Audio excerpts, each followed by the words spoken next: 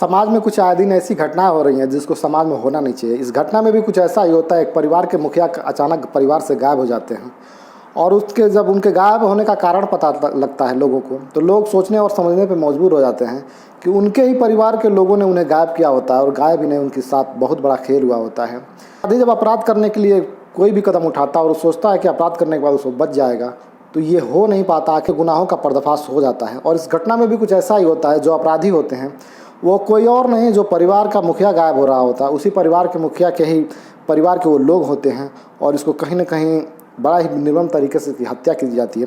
हालांकि जो हत्या का कारण होता है वाकई चौंकाने वाला होता है और एक बहुत ही शर्मसार करने वाली कहानी खुल के सामने आती है, जो वाकई कहीं ना कहीं लोगों को सोचने और समझने पर मजबूर कर देगी कि जो आप जिस परिवार के साथ, जिस व्यक्ति के साथ अब रह रहे हैं, क्या वो आपके साथ वफादार है, क्या वो आपके साथ वफादारी निभा रहा है। लेकिन इस घटना में कुछ ऐसा होता है कि हत्या होती है।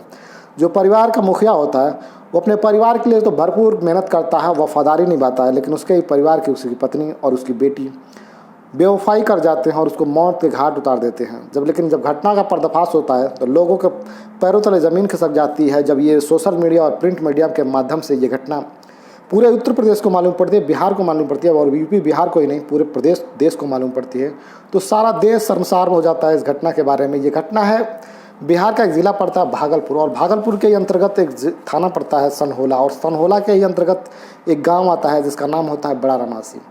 बड़ा रामासी गांव में एक परिवार रह रहा होता है, जिस परिवार के मुखिया का नाम कैमूराम होता है। कैमूराम की उम्र लगभग 48 साल के आसपास होती है और कैमूराम की जो पत्नी होती है जिसका नाम सरिता होता है, सरिता की उम्र लगभग 40 साल के आसपास हो रही होती है। ये परिवार बड़े ही आराम से अपनी ज़िंदगी को गुजर बसर कर रहा होता है। इस परिवार में 3 संतानें होती हैं, सरिता और कैमूराम से 3 संतानें होती हैं। एक बड़ा बेटा होता है जिसका नाम दयाराम होता है। जो दयाराम होता है वो भागलपुर से कहीं दूसरे ज़िले में खलासी का काम करता है और कभी कभार ही अपने घर पे आया करता है। हालांकि दूसरे नंबर पे उनकी एक बेटी होती है जिसका नाम जूली होता है और जूली की उम्र लगभग 19 साल के आसपास होती है। और लास्ट में एक बच्चा होता है जिसकी उम्र लगभग 10 साल के आसपास हो रही होती है। बड़े आराम से इनका जीवन बसर हो रहा होता है, किसी प्रकार की कोई कमी नहीं हो रही होती, क्योंकि इनके घर में धन का उपार्जन के लिए एक स्रोत होता है, होटल से इनके घर में पैसे आ रहे होते हैं और बड़े आराम से इनके परिवार चल रहा होता है। होटल में कोई और व्यक्ति नहीं काम कर रहा होता, यही परिवार के लोग ही इस होटल को चला रहे होते हैं। एक दिन इस परिवार पे बड़ी मुसीबत आ जाती है, एक बहुत बड़ी आफत आ जाती है। वक्त होता है 5 जुलाई 2019 को। जो घर के मुखिया होते हैं कैमूराम अचानक अपने घर से लापता हो जाते हैं। उनकी पत्नी सरिता और उनकी बेटी जूली उनको खोजने की कोशिश करती हैं, लेकिन कहीं उनके बारे में कोई जानकारी नहीं मिलती। हालांकि कैमूराम के एक बड़े भाई होते हैं जिनकी एक बेटी होती है, वो फ़ोन के माध्यम से दयानंद को बताती है कि भैया 3-4 दिनों से चाचा जी घर से गायब हैं और चाची और बहन चाचा जी को ढूंढने की भरसक कोशिश कर रही हैं, लेकिन कहीं भी चाचा जी का कोई पता नहीं मिल रहा है। ये सुनने के बाद कहीं ना कहीं दयानंद परेशान हो जाता है, वो अपने माँ को फ़ोन करता है और फ़ोन से जब ये फिर वही घटना सुनाती है, उसकी माँ सरिता बताती है कि तुम्हारे पिता 3-4 दिनों से घर से गायब हैं, तो कहीं ना कहीं ये दयानंद के लिए परेशानी का सबब बन जाता है। वो सोचने और समझने पर मजबूर हो जाता है कि आखिर पिताजी गए तो गए कहाँ, क्योंकि हर परिवार के लिए एक सदस्य का होना बड़ा ही ज़रूरी होता है। और ये कैमूराम होते हैं वो अपने परिवार के एक मुखिया होते हैं, एक पिलर होते हैं, और इन्हीं के बदौलत इनका पूरा परिवार बड़े ही आराम से सर्वाइव कर रहा होता है। ये घटना सुनने के बाद दयाराम गाड़ी पकड़ता है और अगले दिन अपने गांव आता है। गांव में जहाँ जहाँ उसकी आशंका होती है कि हमारे पिताजी यहाँ हो सकते हैं, वहाँ पे वो जाता और ढूंढने की कोशिश करता है। हालांकि कई लोगों से ये भी मालूम करता है कि हमारे पिताजी के कौन कौन पुराने मित्र थे, तो उन मित्रों के पास भी जाता है और अपने पिता के बारे में पूछताछ करता है, किसी तरह की जानकारी मिल जाए, लेकिन उसे कोई जानकारी नहीं मिलती। हार के दयानंद अपने घर पर आता है और प्लान बनाता है कि अब ये मामला थाने में ले जाना ही बेहतर होगा। वो अपनी बहन जूली और अपनी माँ सरिता को लेता है दयाराम और नज़दीकी थाने में जाता है और अपने पिता की गुमशुदगी का रिपोर्ट दर्ज कराता है। हालांकि पुलिस वालों के ये नियत बन चुकी होती है, ये आए दिन का उनका काम हो चुका होता है कि कोई भी मामला थाने में पहुंचता है तो ये गंभीरता से नहीं लेते, आए दिन टाल देते हैं और इस मामले को भी बड़ा ही आराम से वो टाल देते हैं। कहते हैं कि तुम्हारे पिताजी के बारे में हम कल से खोजबीन करेंगे। और ये परिवार अपने घर के तरफ जब आता है, जब दयाराम अपने घर पे आता है, अपने गांव में एंट्री करता है, तो वहाँ पे माहौल कौतूहल का हो रहा होता है। उसके घर पे बहुत सी भीड़ इकट्ठा हुई होती है। दयाराम जब इस भीड़ का कारण पूछता है तो लोग बताते हैं कि तुम्हारे घर से कुछ बदबू आ रही है जो बड़ा ही असहनीय है। और वाकई बदबू आ रही होती है। जब ये घर से जा रहे होते हैं और धूप तेज़ हो रही होती है, उतनी बदबू भी तेज़ हो रही होती है और गांव वालों को कहीं ना कहीं कुछ आशंका सी होने लगी कि कहीं ना कहीं कुछ इस घर के अंदर कुछ ऐसा रहस्य छिपा है जो इस घर के अंदर नहीं होना चाहिए। और गांव के किसी व्यक्ति ने इस घटना के बारे में पुलिस को सूचना दी होती है कि दयाराम के घर से कुछ बदबू आ रही होती है। हालांकि पुलिस को जब ये मालूम पड़ता है कि जिस व्यक्ति की गुमशुदगी का रिपोर्ट दर्ज कराने उसका परिवार आया था उसी के घर से ये बदबू आ रही होती, तो कहीं ना कहीं पुलिस इस मामले को गंभीरता से लेती है और उस गांव में आती है। गांव में आने के बाद जब दयाराम के घर पे पहुंचती है, वहाँ जब पुलिस जब दयाराम के घर पे पहुंचती है तो पुलिस को भी कहीं ना कहीं आभास हो रहा होता है वो बदबू के बारे में। पुलिस उस बदबू वाली जगह को ढूंढने की कोशिश करती है तो वो जगह अंततः मिल ही जाती है। वो होता है बदबू वाली जगह, घर का एक आंगन होता है जहाँ पे हाल ही में कुछ ईंटें बिछाई गई होती हैं। पुलिस को समझते देर नहीं लगी कि इस बदबू का कारण कुछ ऐसा है जिसको यहाँ नहीं होना चाहिए, कुछ अजीब सा कारण था। हालांकि ईंट से उस पुलिस वालों को ये समझ में आ चुका है जमीन के नीचे कुछ ऐसा चीज़ दबा हुआ है जिसको परिवार वाले कहीं ना कहीं छुपाना चाह रहे थे। पुलिस उस ईंट को हटाती है और ईंट को हटाने के बाद उस गड्ढे को खोदा जाता है, उस ज़मीन को खोदी जाती है, तो उसमें से कुछ और नहीं कैमूराम की लाश निकलती है। हालांकि पुलिस को अब समझते देर नहीं लगती कि इस हत्या को करने वाला कोई और नहीं, परिवार के ही लोग हैं।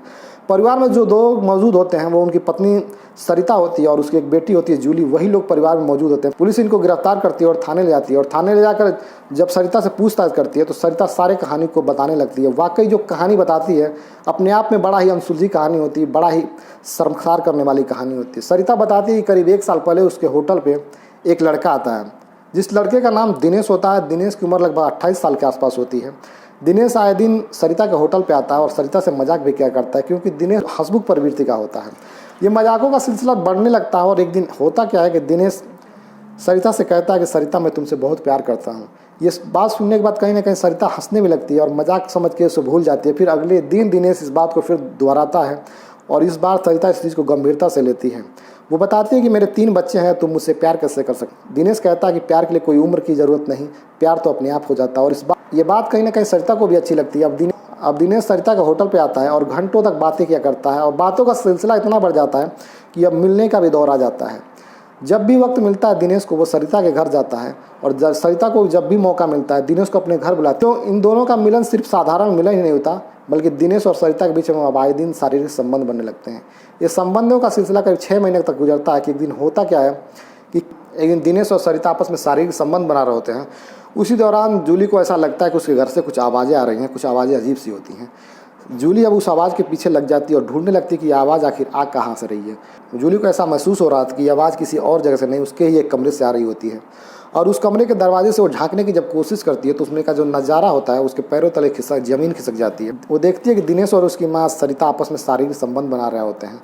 हालांकि उस घटना को पूर्ण रूप से वो देखती है और देखने के बाद वहीं पे दरवाजे पे खड़ी हो जाती है। जब दिनेश इस घटनाक्रम को अंजाम देने के बाद जब रूम से निकल रहा होता है उसी दौरान दिनेश के हाथ को पकड़ती है जूली और रोकती है। कहती है तुम इस घर के अंदर क्या कर रहे थे। तो दिनेश तो पहले तो इधर उधर की बातें करता है। जब सख्ती से जूली उस बारे में बात करती है तो दिनेश के पैरों तले ज़मीन खिसक जाती है। जूली कहती है इस घटनाक्रम के बारे में अपने पिताजी और अपने भैया को बताऊंगी, फिर तुम्हारी क्या हसर होगी तुम ही सोच सकते हो। ये सुनने के बाद कहीं ना कहीं दिनेश परेशान हो जाता है। वो सोचता है कि क्या अब किया जाए। वो परेशानी में डूब रहा होता है, पसीने से वो तर हो रहा होता है। तो इस चीज़ को जूली समझ गई होती है कि आखिर दिनेश डर गया है। वो कहती है कि अगर तुम इस परेशानी से बचना चाहते हो तो तुम्हें मेरा एक सहयोग करना पड़ेगा। ये इतना सुनना था कि दिनेश पूछ पड़ता है कि क्या सहयोग करना पड़ेगा। जूली बताती है कि जिस तरह तुम मेरी माँ के साथ शारीरिक संबंध बना रहे थे उसी तरह मेरे साथ भी ये कर्म करना होगा। हालांकि दिनेश इस चीज़ के लिए मना करता है, मानता नहीं, लेकिन फिर वो अपनी जिद पे अड़ी रहती है। जूली अपनी जिद पे अड़ी रहती है, कहती है अगर तुम मेरे साथ इस तरह की घटना को अंजाम नहीं दोगे तो मैं इस घटना के बारे में सभी लोगों को बताऊंगी और बताऊंगी नहीं तुम लोगों को जेल की हवा भी खिलाऊंगी। अब दिनेश डर जाता है और उसकी बात को मान ले जाता है। जूली को उस कमरे में ले जाता है जिस कमरे में उसकी माँ के साथ अभी शारीरिक संबंध बना के लौटा होता है। दिनेश फिर जूली के साथ भी वही काम करता है, उसको भी उस कमरे में ले जाता है और उसके साथ भी शारीरिक संबंध बनाने लगता है।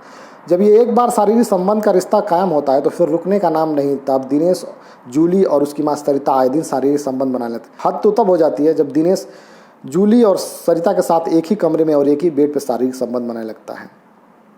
ऐसे ही वक्त गुजर रहा होता है। एक दिन होता क्या कि अचानक कैरूराम अपने घर पे आते हैं और जो घर में घुसने के बाद जो वहाँ का नज़ारा देखते हैं तो वो घबरा से जाते हैं। नज़ारा होता क्या है कि दिनेश उनकी बीवी के साथ शारीरिक संबंध बना रहा होता है। इस घटना को देखने के बाद उनके पैरों तले ज़मीन खिसक जाती है। गुस्सा सातवें आसमान पर पहुंच जाता है। वो वहाँ से एक डंडा उठाते हैं और दिनेश पे वार करते हैं। हालांकि दिनेश मौका वारदात से भाग जाता है। हालांकि अपनी पत्नी को बहुत सारा मारते हैं और उसे लोक लाज का डर भी दिखाते हैं सरिता को, अगर तुम इस तरह की घटना को अंजाम दोगी तो समाज में हमारे बारे में क्या लोग सोचेंगे, हमारी बच्ची जवान हो रही है, उसकी भी शादी करनी है, लोग कैसे हमसे रिश्ता जोड़ना चाहेंगे। और कहीं ना कहीं ये बात सरिता उस समय मान भी लेती है। हालांकि कुछ ही दिनों के बाद फिर उनके बीच नाजायज़ संबंध चालू हो जाते हैं। फिर दिनेश आने लगता है और वैसे ही कुकर्म किया जाने लगता है। एक दिन फिर कैरूराम अचानक अपने घर पे आते हैं, लेकिन इस बार जो नज़ारा होता है, नज़ारा तो वही होता है लेकिन उस बार व्यक्ति बदल चुका होता है। उनकी पत्नी की जगह दिनेश के साथ उनकी बेटी दिनेश के साथ शारीरिक संबंध बना रही होती है। जब ये देखते हैं तो फिर इस बार इनको बहुत गुस्सा आता है, गुस्सा इस बार बहुत ही ज़्यादा आता है और गुस्से में वो तमतमा जाते हैं और फिर एक डंडा उठाते हैं और दिनेश पर ताबड़तोड़ वार करने लगते हैं। वार कर ही रहे होते हैं उसी दौरान उनकी बीबी यानी सरिता पीछे से आती है और अपने पति के सर पे एक डंडे से वार करती है। वो चोट इतना गंभीर होता है कि कैरूराम वहीं पे गिर जाते हैं और गिरने के बाद बेहोश हो जाते हैं। उनकी बेहोशी का ये लोग फ़ायदा उठा के सरिता और उसकी बेटी जूली अपने पिता और अपने पति का हाथ पकड़ लेते हैं और पैर पकड़ लेते हैं और मुंह में कपड़ा ठूस दिया जाता है। और दिनेश जो होता है वो किचन से जाता है और एक चाकू लाता है, बड़ा ही निर्मम तरीके से गला रेत कर हत्या कर दी जाती है। और घटना को छुपाने के लिए एक जगह ढूंढी जाती है, जो जगह होती है उनके घर का जो आंगन होता है, उसी में उस लाश को दफनाया जाता है। शायद इस घटना का पर्दाफाश कभी हो ही नहीं पाता, क्योंकि अगर ये लाश सड़ती नहीं और बदबू नहीं आती और पुलिस वालों को ये जानकारी नहीं मिलती तो शायद इस घटना को छुपाने के लिए इन्होंने भरपूर कोशिश की है। हालांकि ये घटना वाकई कहीं ना कहीं समाज में शर्मसार करने वाली है, लोगों को सोचने पर मजबूर करने वाली है कि जिस व्यक्ति के साथ अपना जीवन गुजार रहे हैं, जिस व्यक्ति के साथ आप अपना सब कुछ न्यौछावर कर रहे हैं, क्या वो व्यक्ति आपके साथ वफादार है या नहीं। लेकिन समाज में सभी लोग एक तरह के नहीं हैं, सभी लोगों का विचार व्यवहार अलग है। इस घटना को अंजाम देने वाले ये तीनों अपराधी वाकई कहीं ना कहीं बहुत ही शर्मसार करने वाली घटना को अंजाम दिए होते हैं। हद तो तब हो जाती है कि एक पत्नी और एक बेटी अपने ही पिता को बड़ा ही निर्मम तरीके से हत्या कर देती है। हालांकि इन तीनों अपराधियों को गंभीर धाराओं के अंतर्गत गिरफ्तार किया जाता है और उन पर मुकदमा चला जाता है। ये लोग अभी जेल में ही अपनी सजा को काट रहे हैं। हालांकि इस घटना को सुनाने का और बताने का मकसद किसी को दुख या तकलीफ पहुंचाना नहीं, बल्कि समाज में हो रही घटनाओं से आपको अवगत कराना है। इस घटना के बारे में आपका क्या राय है, क्या विचार है, जरूर कमेंट बॉक्स में कमेंट करें और मिलते हैं अगले एपिसोड में एक नई कहानी के साथ। तब तक के लिए जय हिंद, जय भारत।